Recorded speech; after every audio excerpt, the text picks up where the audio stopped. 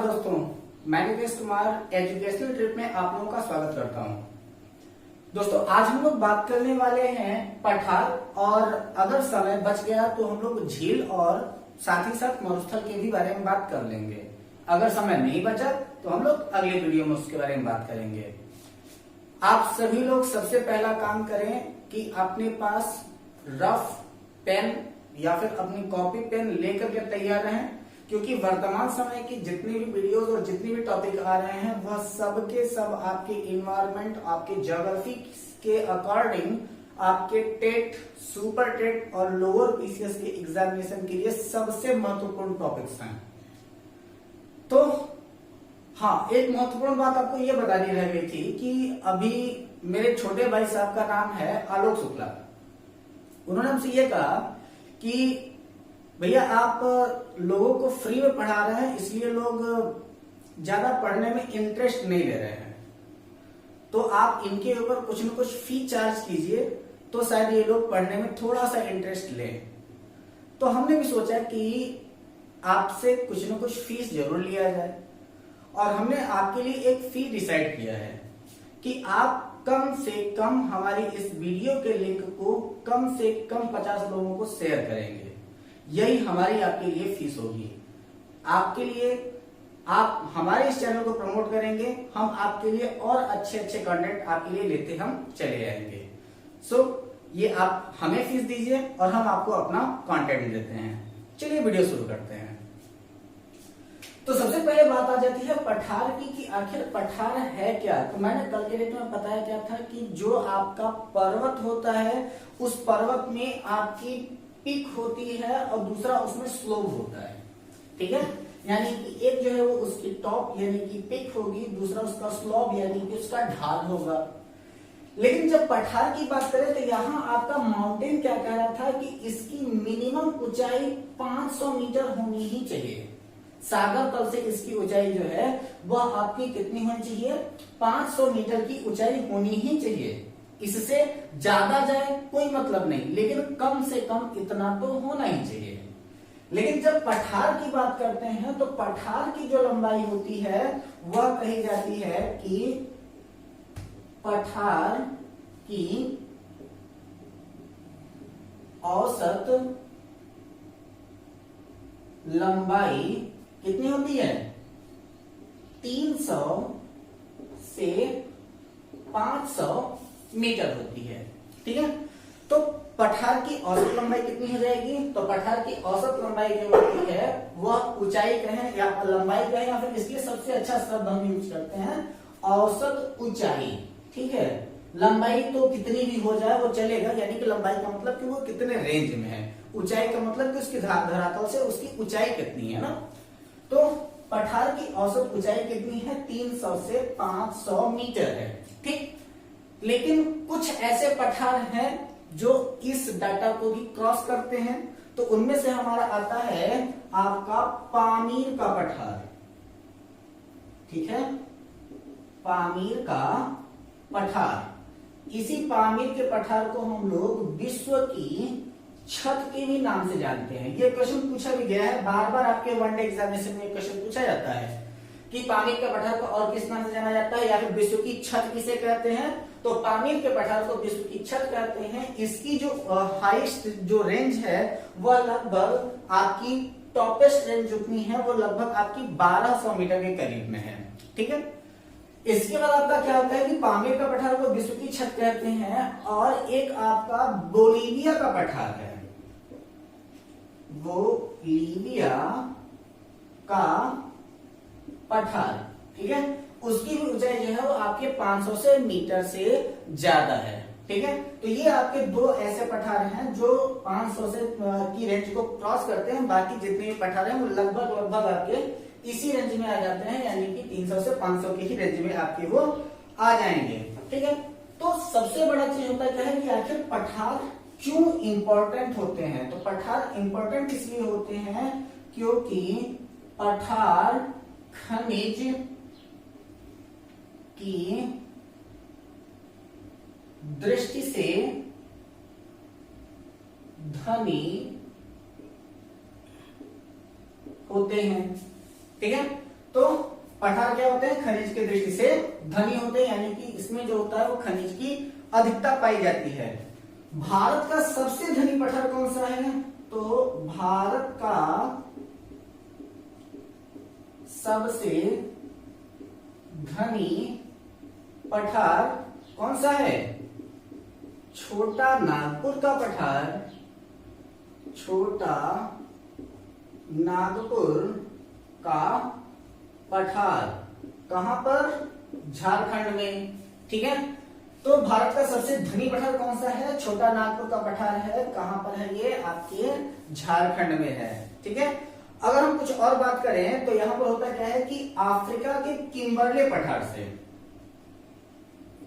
तो अफ्रीका के किम्बरले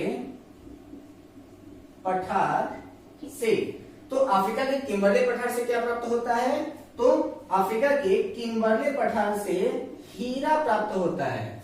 ठीक है, और अफ्रीका के ही एक अलग पठार है दूसरा, जिसको हम लोग कहते हैं रैंड पठार। ठीक है, तो अफ्रीका के किम्बरले पठार से हीरा प्राप्त होता है और रैंड पठार से हमको क्या मिलता है, पठार से सोना प्राप्त होता है। ठीक है, तो अफ्रीका के किम्बरले पठार से हीरा और रैंड पठार से हमें क्या मिलता है, सोना प्राप्त होता है। ठीक है, इसके बाद हम लोग बात करते हैं किससे, ब्राजील। ठीक है, और ब्राजील के दो पठार सबसे ज्यादा इंपॉर्टेंट हो जाते हैं, एक को हम लोग कहते हैं मिनास पठार और दूसरे को हम लोग कहते हैं जिरास पठार। ठीक है, तो ब्राजील के मिनास तथा जिरास पठार, तो ये भी क्वेश्चन पूछा जा सकता है कि मिनास पठार कहां पर है, जिरास पठार कहां है, तो आप लोग बताएंगे क्या कि ब्राजील में ये आपके मिनास और जिरास पठार हैं, और दोनों मिनास और जिरास पठार से जो प्राप्त होता है उसको हम लोग क्या कहते हैं, लोहा। ठीक है, तो ब्राजील के मिनास और जिरास पठार से क्या प्राप्त होता है, लोहा प्राप्त होता है। और ऑस्ट्रेलिया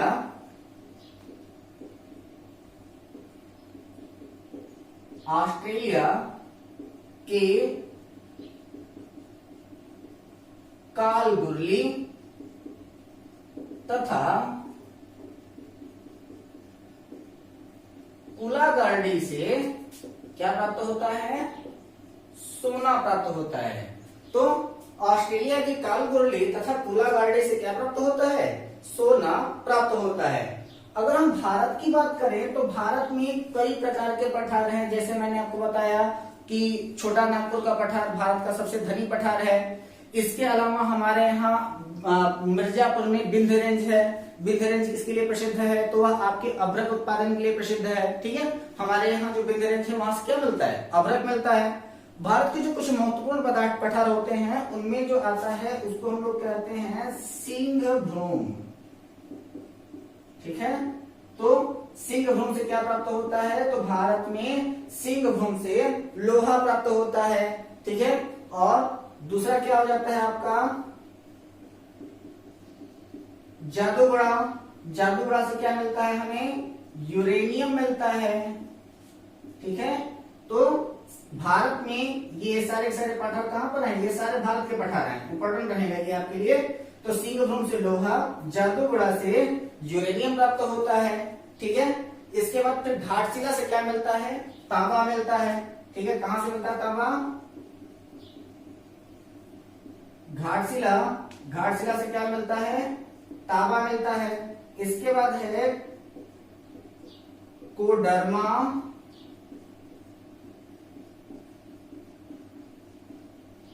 गिरिडीह, हजारीबाग, ये तीनों जगहों से क्या प्राप्त होता है, वो होता है आपका अभ्रक प्राप्त होता है।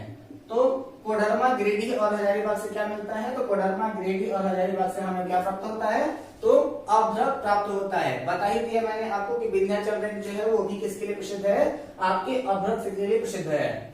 सिंहभूम, जादूगढ़, घाटशिला, कोडरमा, गिरिडीह, हजारीबाग, ये सारे जितने भी हैं वो ज्यादातर आपके झारखंड के ही राज्य में पाए जाते हैं। इसलिए जो आपका झारखंड है उसे पठारों का प्रदेश भी कहा जाता है। तो आपसे ये प्रश्न भी पूछा जा सकता है कि पठारों का प्रदेश किसे कहते हैं, तो झारखंड को पठारों का प्रदेश के ही नाम से जाना जाता है। ठीक है, चलिए अब हम लोग बात करते हैं झीलों के बारे में। तो हम लोग दो साइड में मैंने इसको लिख रखा है, एक है आपका विश्व की झीलें और दूसरा है आपका भारत की झीलें, जहां से आपके वन डे एग्जामिनेशन में प्रश्न पूछेगा। तो सबसे पहला आता है क्या कि विश्व की सबसे बड़ी झील कौन सी है, तो वो है आपका कैस्पियन सागर खारा पानी की झील है। ठीक है, तो विश्व की सबसे बड़ी झील कौन सी, कैस्पियन सागर है खारा पानी की। मीठे पानी की बड़ी झील कौन सी है, सुपीरियर झील है। कहां पर है ये, उत्तरी अमेरिका में। सबसे ऊंची झील कौन सी है, तियोसोसिकरी, कहां पर है ये, तिब्बत में। ठीक है, सबसे गहरी झील कौन सी है, बैकाल झील, कहां पर है ये, रूस में। गहराई कितनी है, 442 मीटर लगभग। ठीक है, कंप्लीट डाटा ये नहीं है, कुछ विद्वानों का मानना है कि ये लगभग 450 मीटर के करीब में गहरी है, तो हम लोग इसको मान लेते हैं 442 मीटर लगभग। सबसे ऊंची झील कौन सी है, सबसे ऊंची नौगांगे झील, जिसका निर्माण हाल ही में हुआ है। तो आपको मैंने बताया था कि बोलीविया के पठार के बारे में, और उसी बोलीविया के पठार के पास में जो एक झील है जिसको हम लोग कहते हैं टीटीकाका। तो विश्व की सबसे ऊंची नौगांगे झील कौन सी है, टीटीकाका, ये कहां पर है, आपके बोलीविया में है। ठीक है, सबसे अधिक लवणता वाली झील, तो सबसे अधिक लवणता वाली झील में पहला नंबर आता है तुर्की की वान झील का, और दूसरा नंबर आता है जॉर्डन का अमृत सागर का। तुर्की की वान झील की लवणता जो है वो आपका 350 ग्राम पर लीटर है, और जॉर्डन के अमृत सागर की लवणता जो है वो 300 ग्राम पर लीटर है। तो ज्यादा लवणता किसमें है, तो तुर्की की वान झील में ज्यादा लवणता है, जॉर्डन के अमृत सागर में लगभग 15 ग्राम लवणता कम होती है। ठीक है, इसके बाद सबसे बड़ी झील भारत की कौन सी है, तो वो है आपका चिल्का झील, खारा पानी की है, उड़ीसा में, और ये ही भारत की सबसे गहरी झील भी है। ठीक है, तो सबसे बड़ी झील कौन सी है, चिल्का झील, खारा पानी, उड़ीसा में, और सबसे गहरी झील कौन सी है, चिल्का झील, उड़ीसा। मीठे पानी की बड़ी झील कौन सी है, तो वो है आपकी वुलर झील, कहां पर है ये, कश्मीर में। सबसे ऊंची झील कौन सी है, तो सबसे ऊंची झील है प्रेजेंट टाइम में चोलामू, कहां पर है ये, सिक्किम में। सबसे अधिक लवणता वाली झील कौन सी है, वो है आपका सांभर, और ये है आपके राजस्थान में। ठीक है, जम्मू कश्मीर में कौन कौन सी महत्वपूर्ण झीलें हैं, तो वहां पर दो मुख्य झीलें, एक है आपका डल, दूसरी है आपकी बुलर। इसके बाद नाग नागिन दिखे जम्मू कश्मीर भेजिए, कौन कौन सा, तो यहाँ पर JNL लिखा है, मतलब जम्मू एंड लद्दाख। तो वहां पर कौन कौन है, नाग नागिन का मतलब शेषनाग, बैरीनाग, नागिन। ठीक है, तो डल बुलर के बाद शेषनाग, बैरीनाग, नागिन कहां पर है, जम्मू एंड लद्दाख की झीलें हैं। उत्तराखंड में कौन कौन सी है, तो कहीं पर भी आपका ताल से ताल मिल रहा हो, तो सिर्फ और सिर्फ उत्तर प्रदेश में एक झील है जिसको हम लोग बड़ा ताल के नाम से जानते हैं। उसके अलावा बाकी कहीं पे भी आपका ताल दिखे वो आपके उत्तराखंड में जाएगा, यानी कि देवताल, नैनीताल, भीमताल, राकसताल। राजस्थान में महत्वपूर्ण झीलें कौन कौन सी हैं, तो सांभर, जो कि आपकी सर्वाधिक लवणता वाली झील है, पुष्कर, जहां पर सबसे ज्यादा ऊंटों का मेला लगता है। ठीक है, तो ऊंटों का सबसे प्रसिद्ध मेला कहां पर लगता है, तो वो आपके पुष्कर झील के पास में राजस्थान लगता है। इसके बाद फिर नखी, पिछौला, फतेह सागर, जैसलमेर, ये सब के सब कहां पर है, आपके राजस्थान में है। मणिपुर में जो झील है उसको हम लोग कहते हैं लोकटक झील, और मणिपुर में जो लोकटक झील है उसी लोकटक झील में जो मिट्टी के टीले निकल आते हैं, उस मिट्टी के टीले के ऊपर मछुआरे अपना घर बना लेते हैं, और उस घरों को कहा जाता है जिसे हम लोग कहते हैं क्या, फुकड़ी। ठीक है, तो मणिपुर में लोकटक झील में मछुआरे जो होते हैं वो मिट्टी के टीले पर अपना घर बनाते हैं, जिसको हम लोग क्या कहते हैं, फुकड़ी के नाम से जानते हैं। केरल की जो प्रसिद्ध झील है उसको हम लोग कहते हैं वेम्बनाड।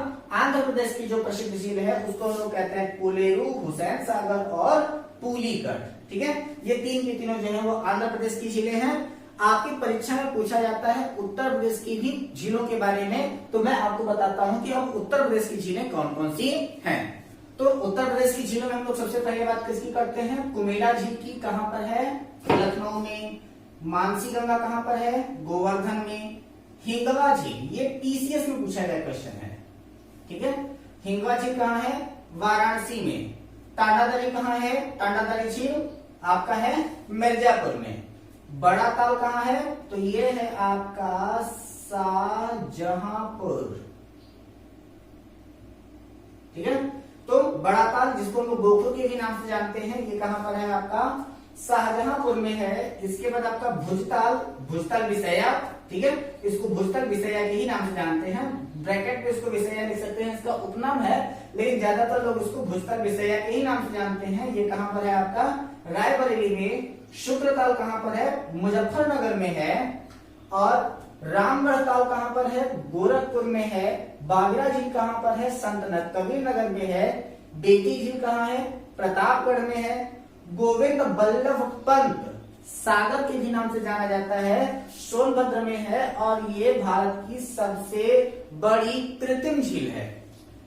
माता टीला बांध जो है वो बेतवा नदी के ऊपर बना हुआ है। रिहंद बांध जो है वो रिहंद नदी के ऊपर बना हुआ है। और उत्तर प्रदेश में सबसे ऊंचा बांध जो है वो रामगंगा नदी पर बना हुआ बांध है, जिसको हम लोग रामगंगा बांध के भी नाम से जानते हैं। अब हम लोग लगे हाथ बात कर लेते हैं आपके किसके बारे में, मरुस्थल के बारे में, यानी कि डेजर्ट्स के बारे में, ठीक है, यानी कि रेगिस्तान के बारे में, ठीक है। तो रेगिस्तान बड़ा इंपॉर्टेंट टॉपिक, आपका सबसे कम समय में कंप्लीट कर रहा हूं। इसको केवल आप लोग 2-3 बार प्रैक्टिस कर लें, क्वेश्चन पेपर में देख लें, आपके लिए ये क्लियर हो जाएगा। बहुत जल्दी इसका प्रैक्टिस सेशन भी मैं लेकर के आने वाला हूं आप लोगों के लिए, बिल्कुल निश्चिंत रहें। तो सबसे पहले आपका झील का नाम आता है, पहला झील है रेगिस्तान है आपका सहारा, ठीक है, झील नहीं बिल्कुल, ये क्या है, रेगिस्तान के बारे में हम लोग बात कर रहे हैं। तो सबसे पहला आपका रेगिस्तान है आपका सहारा का रेगिस्तान। ये विश्व का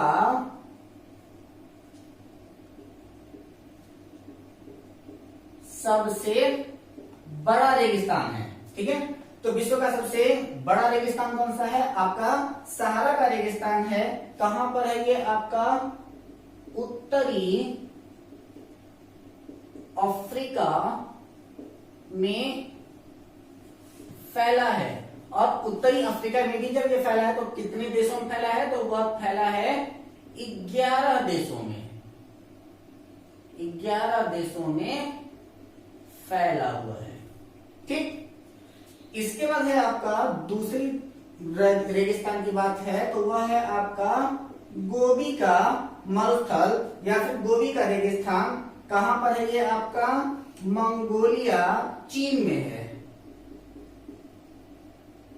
मंगोलिया चीन। और ये क्या है, एशिया में सबसे बड़ा है, ठीक है। इसके बाद है आपका तीसरा, जिसको हम लोग कहते हैं क्या, कालाहारी मरुस्थल। और कालाहारी मरुस्थल कहां पर है आपका, दक्षिण अफ्रीका में है। चौथा है आपका अटाकामा। अटाकामा कहां है, तो ये भी है आपके दक्षिण अफ्रीका में, ठीक है। इसके बाद पांचवा है आपका सोनेरान। सोनेरान कहां है, तो ये है आपका उत्तर अमेरिका में, ठीक है। इसके बाद छठवां है आपका ताकलामाकन।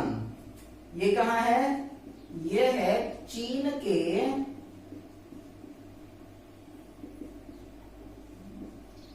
सिक्यांग में। इसके बाद सातवां है आपका विक्टोरिया,